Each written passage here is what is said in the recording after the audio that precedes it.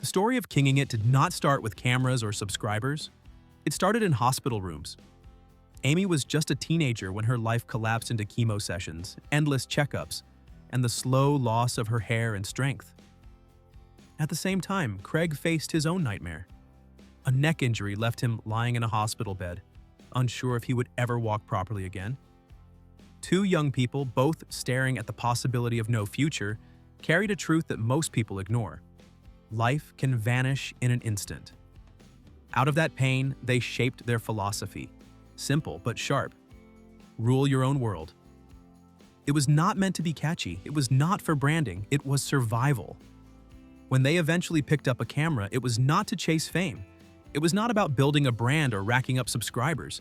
They wanted to remind themselves to live. Their channel was never polished or staged. It was raw. Broken down vans, sleepless nights, wild adventures, and tiny victories that felt enormous. They opened the door to their world and showed what it meant to live without guarantees. Their story really began in 2008. They were young, in love, and thought life stretched endlessly ahead. Then came cancer. Then came the neck injury. Scars followed, deeper than skin or bone, but so did clarity. When they came out the other side, they did not want the safe version of life. No 9 to 5, no autopilot. They wanted to write their own script, even if it was messy. Craig already had a camera before all this. He shot weddings, music videos, and side gigs that barely paid enough to put gas in the tank. He knew how to make pictures move, how to cut a story together. Aimee wanted no part of it. She hated being in front of the lens. Whenever Craig pointed it her way, she would push it aside and mutter that she was not made for that spotlight. Their break did not come from skill or planning. It came from chaos. On Barry Island Beach, a freak wave surged over the wall. Aimee was standing there 1 second, and the next, a fish smacked her across the face. Craig had the camera rolling. That clip went everywhere overnight. 3 million people watched Aimee stumble up, dazed and soaked. The internet laughed, and suddenly their names were being shared. That silly moment became the doorway. People clicked for the fish, but they stayed for something else. Craig and Aimee showed the dirt and beauty of travel without filters. No staged sunsets, no perfect edits. Just broken down cars, cold nights in parking lots, and victories that made the grind worth it. Things escalated. They took on the Mongol rally, dragging a tiny Fiat Panda all the way from Wales to Russia. The car coughed and wheezed through deserts and dirt roads, but they kept pushing. Then came the rickshaw trip across India. 4,000 miles of chaos, fumes, and breakdowns in the middle of nowhere. Locals laughed, helped, and cheered them on. Each trip tested them, chipped away at their nerves, but also built the backbone of their channel. Later, they turned to van life. A battered yellow van they called Custard carried them through Iceland, Scandinavia, and half of Europe. There were nights when the heater quit, mornings when frost clung to the windows, and endless roads stretching into nowhere. They filmed it all. Not for glamour, but because it was theirs. But even the road wears you down. Somewhere in the middle of all the views and sponsorship deals, they decided to anchor themselves in Scotland. A cottage and a barn, both falling apart, became their new project. No map, no crew, just the two of them tearing into walls, running out of money, fixing one problem, only to find 5 more. What was supposed to be a dream turned into months of strain, arguments, exhaustion, and stubborn progress. Money came from everywhere except YouTube ads. Brand deals kept them afloat. Patreon kept the lights on. Merch sold to fans who wanted to carry a piece of the journey. Ad revenue was scraps compared to what people assumed, but they stretched it. They patched holes as they went. Then cracks appeared in other ways. Aimee set off alone in her van for 2 months across Europe.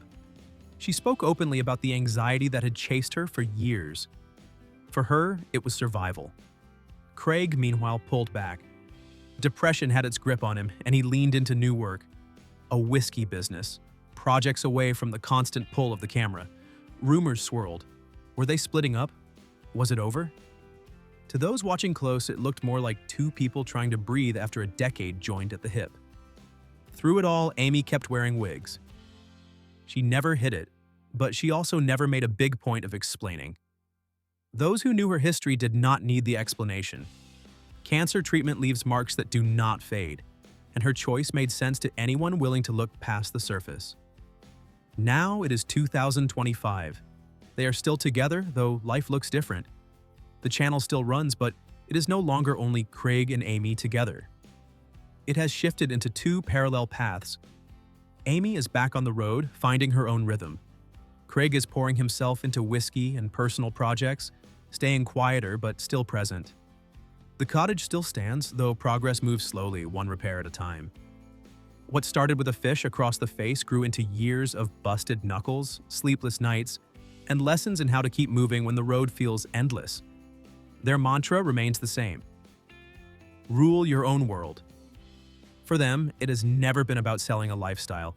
It has always been about holding on to the choice they made when everything could have ended. If you are going to live, really live. The grind of YouTube eats people alive if you let it. Craig and Aimee were not the only ones. Their story fits into a bigger shift on the platform.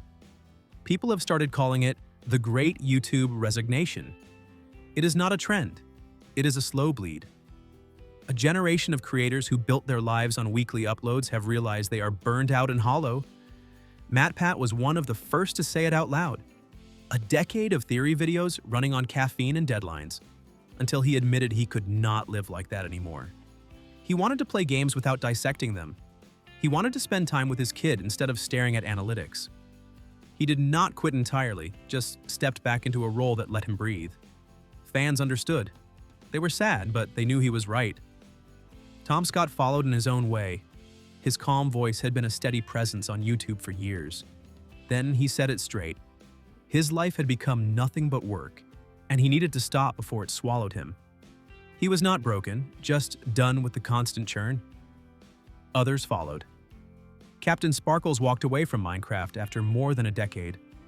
Stampy, who built a lovely world that shaped childhoods, shut the door because the spark was gone. For both, it was not failure. It was knowing when to let go before the joy disappeared completely. Not every exit was clean. Some were painful. Desmond Etika.